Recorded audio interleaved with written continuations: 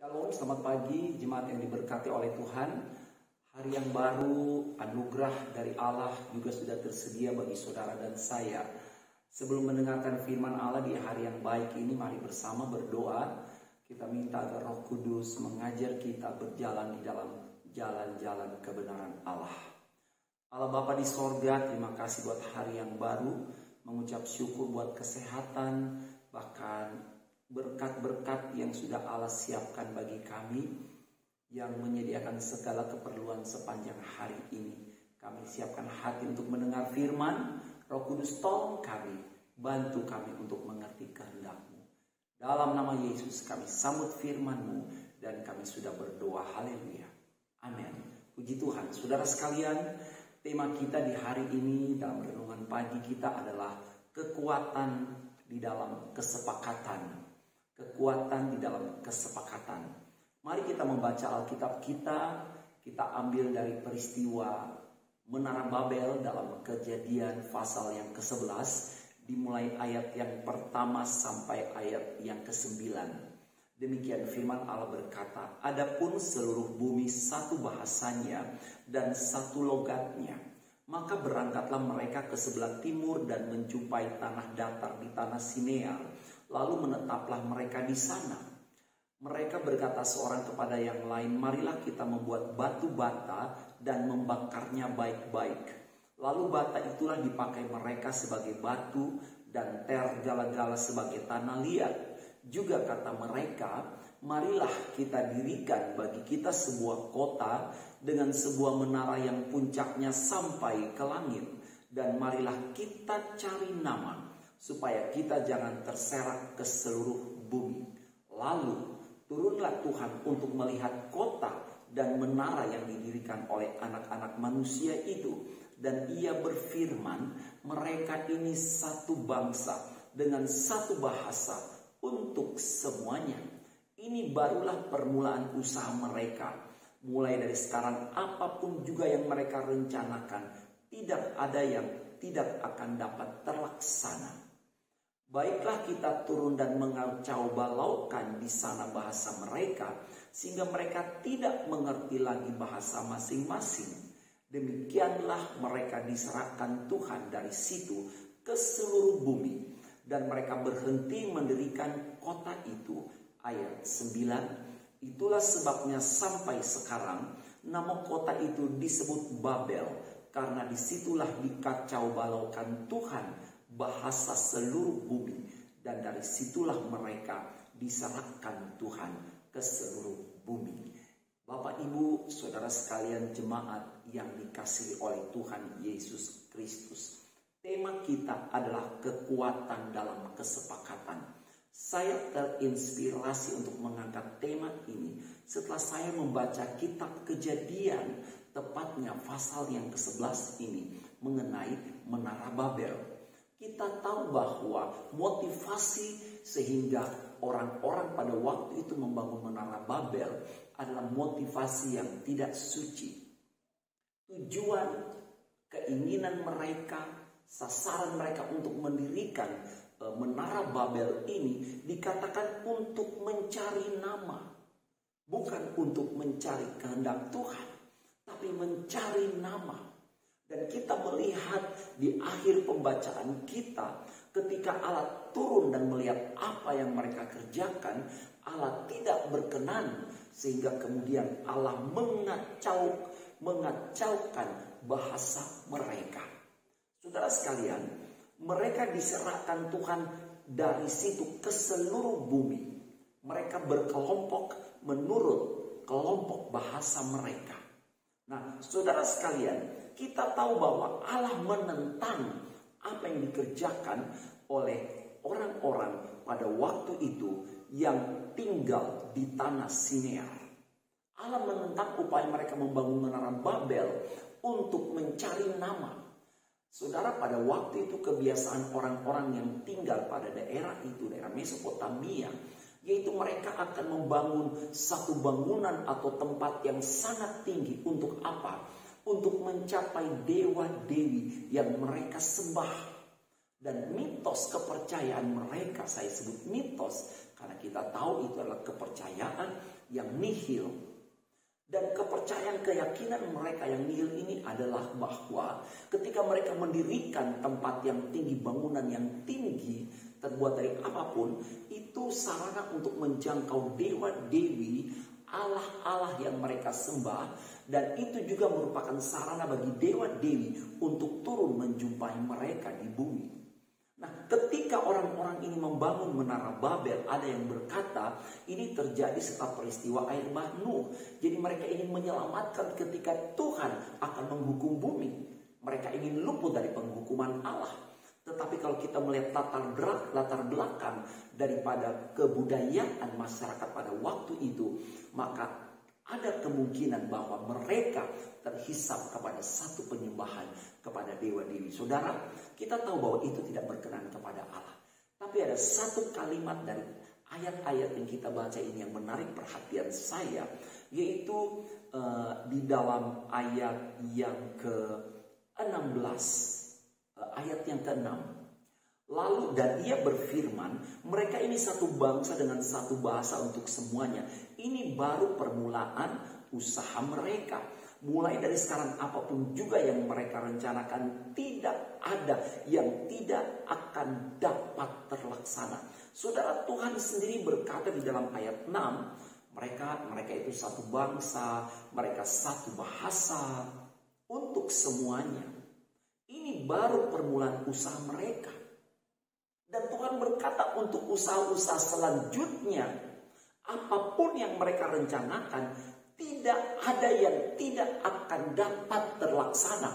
Artinya apapun yang mereka kerjakan, yang mereka rencanakan, itu pasti dapat terlaksana.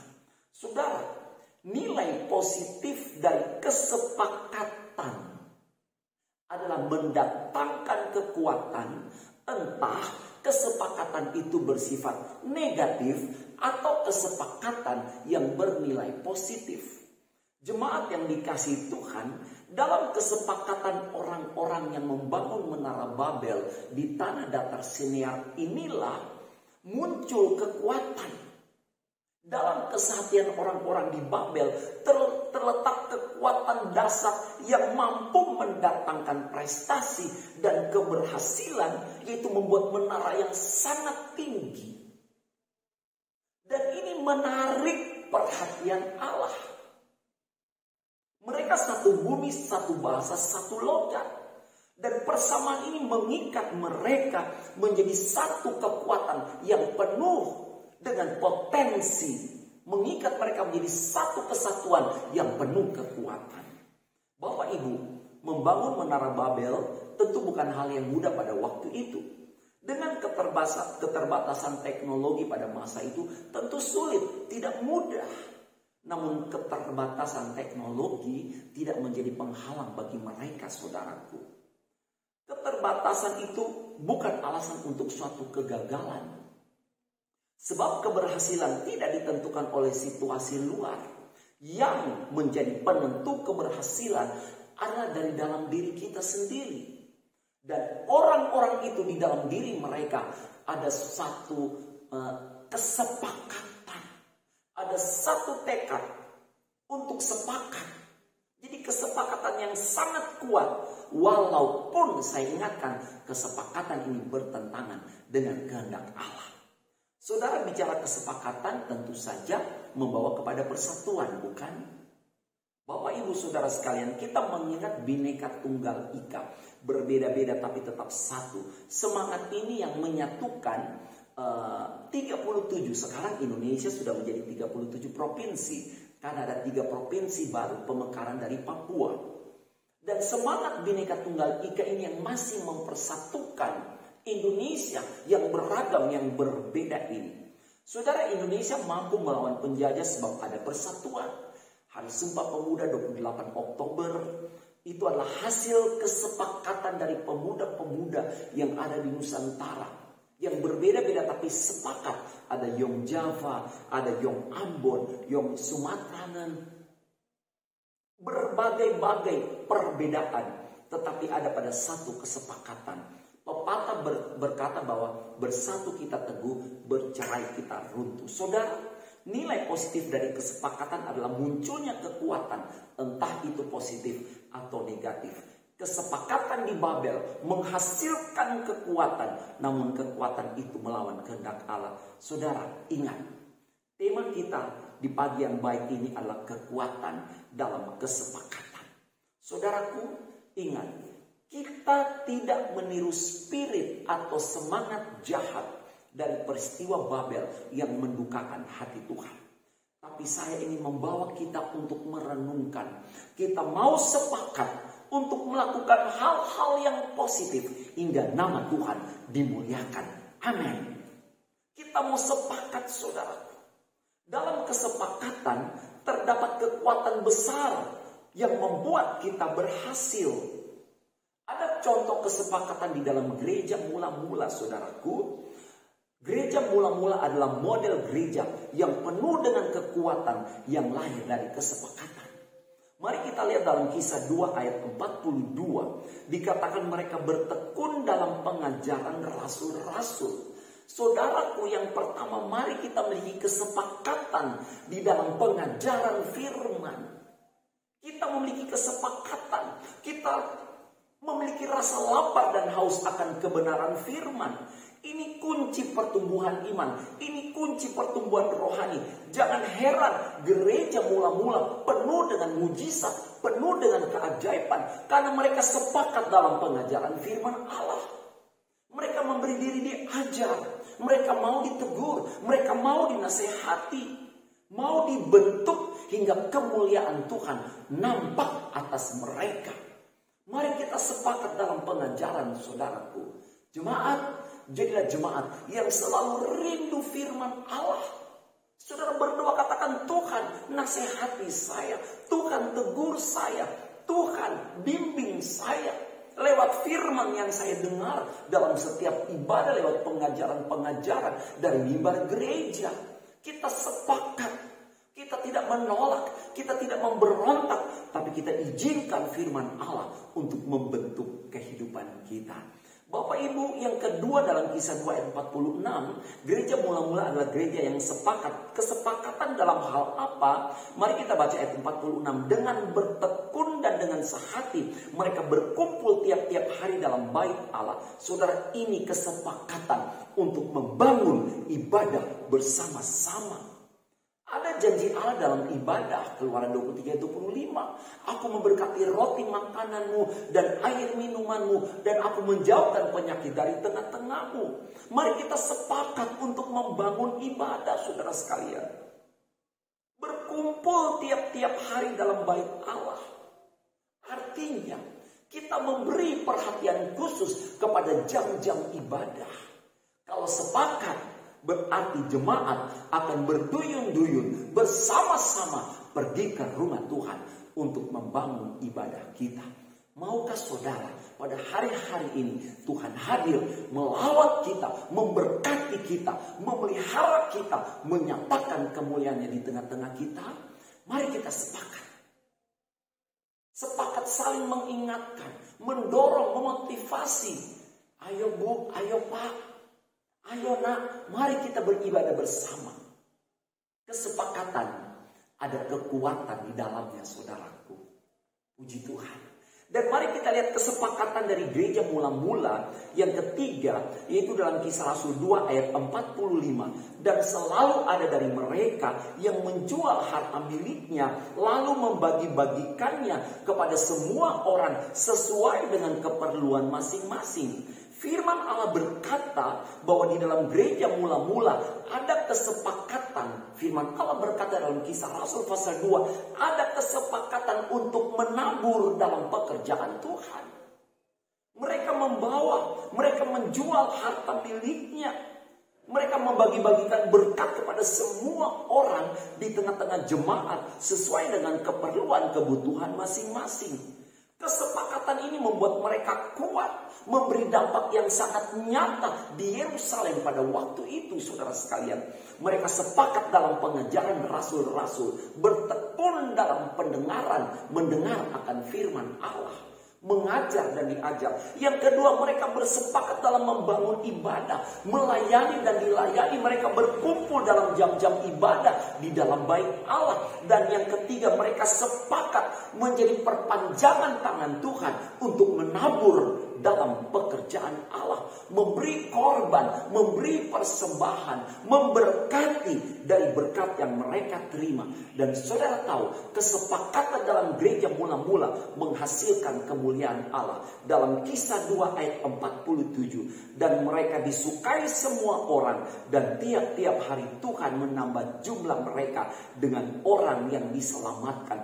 Gereja mula-mula sangat diberkati. Kalau peristiwa di Babel, kesepakatan yang negatif mendatangkan kekuatan, membuat mereka diserahkan, dipecah-pecahkan oleh Tuhan, terpecah dan terpisah. Tapi saudara, di gereja mula-mula, kesepakatan mendatangkan kekuatan yang kudus, kesepakatan yang kudus, sehingga apa? Bukannya terpecah, tapi terhimpun menjadi satu, semakin kuat menjadi berkat dan diberkati oleh Tuhan. Saudara, ada kekuatan dalam kesepakatan. Amin. Mari mulai hari ini, mari kita membangun kesepakatan di dalam Tuhan. Pengkhotbah 4 ayat 12. Dan bila mana seorang dapat dialahkan, dua orang akan dapat bertahan. Tali 3 lembar tak mudah diputuskan. Saudara lihat di sini, kalau ada kesepakatan, maka apa yang firman Tuhan katakan? Ada kemenangan. Tidak mudah terputus, tidak mudah terpecah, solid, kuat, penuh dengan kekuatan Allah. Kita menang atas segala tantangan-tantangan yang ada pada hari-hari ini. Bahkan mari kita lihat mengenai kesepakatan dalam Matius 18 ayat 20. Sebab di mana 2 atau 3 orang berkumpul dalam namaku, di situ aku ada di tengah-tengah mereka. Sudah lihat sekali lagi kesepakatan. Ketika kita berkumpul, maka firman Allah berkata, Tuhan ada di tengah-tengah kita. Menjadi doa kita bersama, jemaat ini menjadi jemaat yang sepakat. Dan kesepakatan itu mendatangkan kekuatan. Sehingga Allah nampak di tengah-tengah kita dengan segala kemuliaannya. Bapak Ibu, nilai positif dari kesepakatan adalah mendatangkan kekuatan. Entah kesepakatan itu bersifat negatif atau positif. Kita tidak meniru spirit atau semangat yang jahat, yang buruk dari peristiwa Babel yang menduka citakan hati Tuhan. Tapi kita mau sepakat untuk melakukan hal-hal positif hingga nama Tuhan dimuliakan. Saudara, bagaimana kesepakatan itu terwujud? Mari bersama dengan saya membaca ayat terakhir sebelum kita berdoa. Filipi 2 ayat yang ke-2 sampai ayat yang ke-5. Karena itu, sempurnakanlah sukacitaku dengan ini. Hendaklah kamu sehati sepikir dalam satu kasih, satu jiwa, satu tujuan. Dengan tidak mencari kepentingan sendiri atau puji-pujian yang sia-sia. Sebaliknya, hendaklah dengan rendah hati yang seorang menganggap yang lain lebih utama daripada dirinya sendiri. Dan janganlah tiap-tiap orang hanya memperhatikan kepentingannya sendiri, tetapi kepentingan orang lain juga. Hendaklah kamu dalam hidupmu bersama menaruh pikiran dan perasaan yang terdapat juga dalam Kristus Yesus. Amin. Teladanilah Kristus Yesus, miliki kerendahan hati yang ada di dalam Dia. Dan saya percaya kesepakatan di tengah-tengah kita mendatangkan kekuatan yang memberkati saudara dan saya. Jangan ada perpecahan, melepaskan pengampunan, saling memberkati, memotivasi dan mendorong untuk terus bertekun dalam firman Allah, untuk terus bertekun dalam ibadah, bahkan menjadi kepanjangan tangan Tuhan untuk terus menabur, berkorban dalam pekerjaan Tuhan. Segala puji bagi nama Tuhan. Mari berdoa bersama dengan saya. Terima kasih buat kebenaran firman yang sudah kami dengar. Tanamkan di dalam hati dan pikiran kami ya Tuhan. Agar kami menjadi orang-orang beriman yang sepakat yang melakukan kehendak Allah, yang setia di dalam pengajaran dan diajar melalui kebenaran firman. Bahkan kami sepakat untuk melayani dan dilayani. Kami setia dalam jam-jam beribadah di rumah-Mu. Bahkan kami juga sepakat di dalam menabur menjadi kepanjangan tangan Tuhan. Karena kami tahu ketika kami menjadi kepanjangan tangan Tuhan, maka kami akan menerima pemeliharaan dari Tuhan dengan cara-cara yang ajaib. Engkau hadir di tengah-tengah kami sehingga gereja-Mu, umat-Mu, jemaat-Mu menyatakan kemuliaan Tuhan di mana kami tinggal dan berada. Terima kasih berkat-Mu atas gembala, staf gembala, hamba-hamba Tuhan, seluruh diaken, seluruh aktivis jemaat yang ada, dari yang terkecil sampai yang tertua. Kami tetap satu di dalam Tuhan, satu dalam urapan, satu di dalam iman, satu di dalam pengajaran, sepakat sehingga kami selalu melihat kemuliaan Allah di tengah-tengah kami. Terima kasih. Hamba berdoa berkati jemaat dalam pekerjaan mereka, dalam pendidikan mereka, rumah tangga keluarga mereka diberkati oleh Engkau. Yang sakit menerima jamahan sembuh di dalam nama Yesus. Yang terikat belenggu dosa dilepaskan oleh pertolongan Tuhan. Terima kasih Bapa, terima kasih. Kami sudah mendengar firman-Mu. Biarlah kami mau hidup dalam kasih satu dengan yang lainnya. Sepakat, karena itulah yang mendatangkan kekuatan Allah di tengah-tengah kami. Terima kasih berkat Tuhan atas Indonesia, provinsi kota di mana kami tinggal. Berkat Allah atas pemimpin kami, pemerintah yang ada dari pusat sampai daerah. Presiden, menteri-menteri yang ada, kepala daerah tingkat 1, tingkat 2, Polri, TNI, para medis, semua ditolong oleh Tuhan. Tuhan pagari NKRI. Kami berkati NKRI dalam nama Yesus. Indonesia menjadi negara yang hebat dan kuat karena Tuhan yang menopang negara kami. Terima kasih, hormat syukur bagimu. Kami akan kembali beraktivitas sepanjang hari. Immanuel, Tuhan menyertai kami. Terima kasih. Dalam berkat nama Bapa, Anak, dan Roh Kudus, dalam nama Tuhan Yesus Kristus, kami berdoa dan mengucap syukur. Haleluya. Amin. Shalom. Tuhan memberkati.